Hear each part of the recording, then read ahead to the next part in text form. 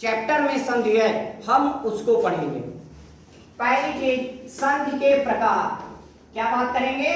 संधि के प्रकार। संधियां कितने प्रकार की होती हैं?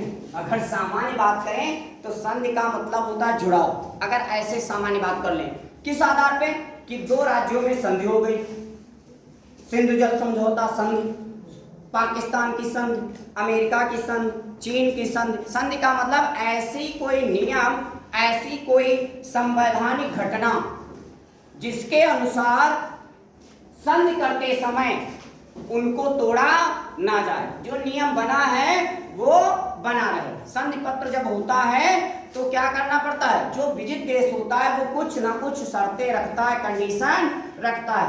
उन शर्तों को ही क्या करना पड़ता है?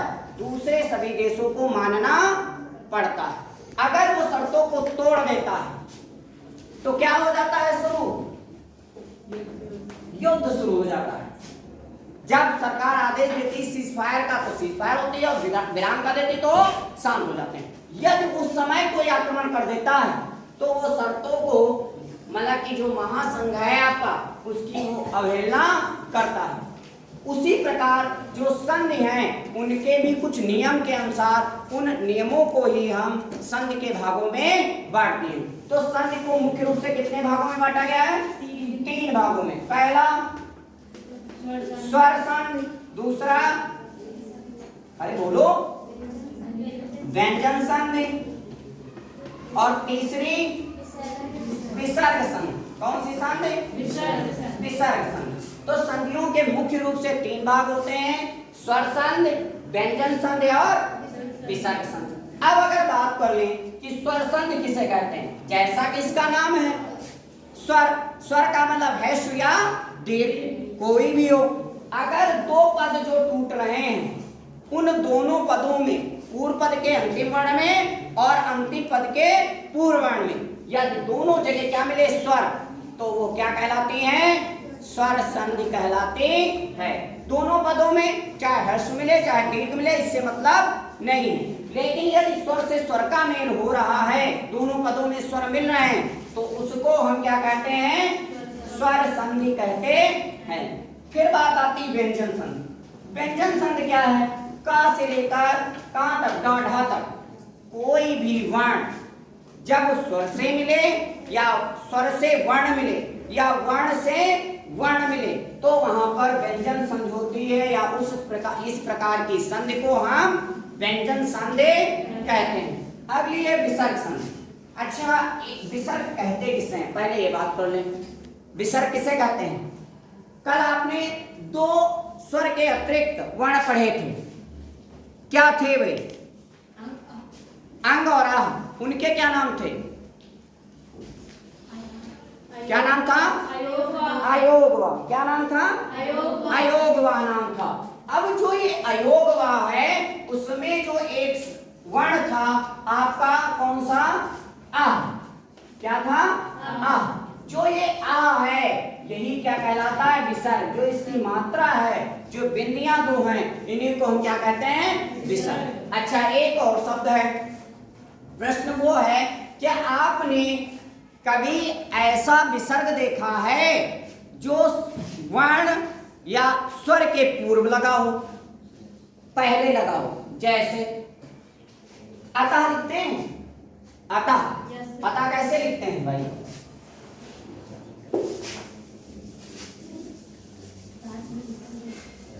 क्या लिखते हैं? अतः, अतः। बिंदियां कहां लगती हैं? अंतिम पद में। अब देखिए, कभी ऐसा वर्ण नहीं देखा होगा कि तह लिखना है तो बिंदियां यहां हो। जब भी ये विसर्ग लगेगा तो कहां लगेगा? बाद में, पीछे लगेगा। जब संधियां टूटती हैं तो ध्यान रखना, दो पद इसके टूटते हैं, दो पद होते हैं कम से कम।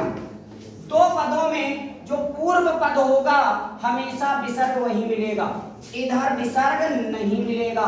इधर आपको या तो स्वर मिलेगा या तो व्यंजन मिलेगा, और इन दोनों के मिलने से यदि विसर्ग फिर बनता है या विसर्ग बन जाता है तो वहां विसर्ग संधि कहलाती है। विशेष ध्यान रखना कि जब विसर्ग संधि टूटेगी तो पूर्व पद में ही विसर्ग तुमको मिलेगा, अंतिम पद में विसर्ग नहीं दिखेगा। क्यों?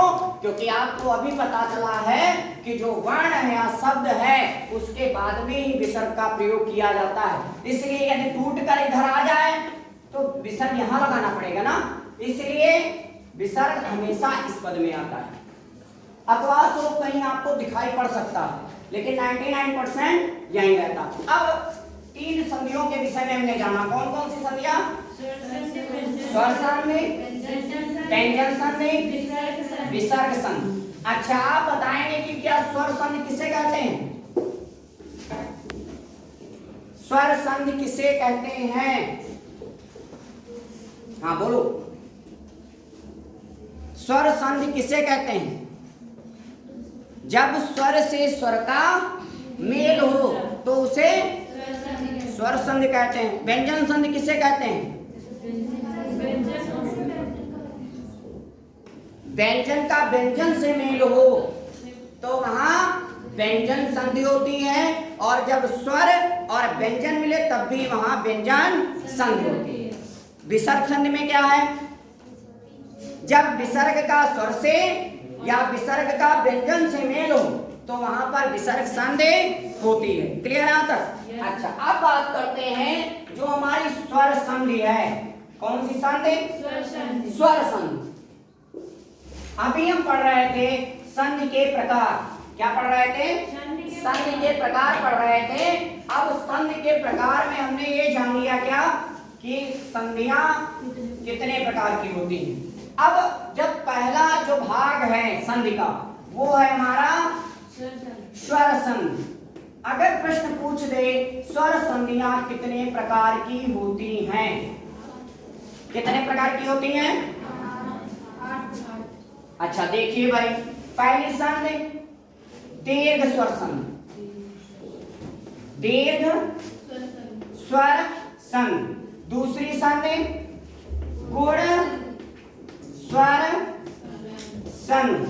तीसरी संधि यण स्वर संधि। चौथी संधि वृद्धि स्वर संधि। और पांचवी अयादि स्वर संधि। नंबर 6 पूर्व स्वर संधि। सातवीं संधि पर रूप स्वर संधि। ये स्वर संधियों के प्रकार हैं। तो स्वर संधियां कितने प्रकार की होती हैं? 7 प्रकार की। पहली कौन सी? कौन सी? दीर्घ स्वर संधि। दूसरी तीसरी चौथी पांचवी छठी और इसे पूर्व रूप स्वर संधि भी कहते हैं। ठीक है, सातवीं और इसे पर स्वर संधि भी कहते हैं, पर रूप स्वर संधि भी कहा जाता है। अब बात करते हैं जो हमारे चैप्टर में वो सब है। इंटर क्लास में 8 ग्रुप में सारी संधियां हैं। साइंस वर्ग में ये संधियां हट चुकी हैं, चैप्टर हटा दिया गया है, नहीं उन लोगों को भी पढ़ना पड़ता। अब बात आती है जो ये संधियां हैं, जब हम मैथमेटिक्स पढ़ते हैं तो उसके फार्मूले होते हैं, फिजिक्स पढ़ते हैं तो उसके फार्मूले होते हैं, केमिस्ट्री पढ़ते हैं तो फार्मूले होते हैं। कोई भी ऐसा विषय जो कह सकते हैं टेक्निक से जुड़ा हुआ है, ये टेक्निक ही है, हमेशा वो फार्मूलों पर ही आधारित होती है। तो हमारी जो संधियां हैं इनके निश्चित फार्मूले हैं, सूत्र हैं। कौन से फार्मूले? पहली जो दीर्घ स्वर संधि, इसका सूत्र क्या है? अका सवर्णे दीर्घा। दूसरी गुण स्वर संधि, इसका सूत्र है आदि गुणा। क्या है? आदि गुणा। तीसरी यण जो स्वर संधि, इसका सूत्र क्या है? इको यणच। क्या है? इको यणच। चौथी जो संधि है वृद्धि स्वर संधि, इसका सूत्र क्या है? वृद्धिरेच। क्या है? वृद्धिरेच। पांचवी संधि क्या है? अयादि स्वर संधि, इसका सूत्र है यचो यवा यावा। क्या है? यचो यवा यावा। पूर्व रूप स्वर संधि का सूत्र है एंग पदान तादर, वो नहीं, पूर्व पदान तादर, और इसका होगा एंग पदान तादर। मतलब कि ये पहले होगी और ये बाद में होगी, बस इतना ही अंतर है। किसका? अवग्रह आता है इसमें। तो यहां तक हम स्वर संधियों के भाग के विषय में जान चुके हैं। ठीक है, अब इसमें सब्जी पकवाई।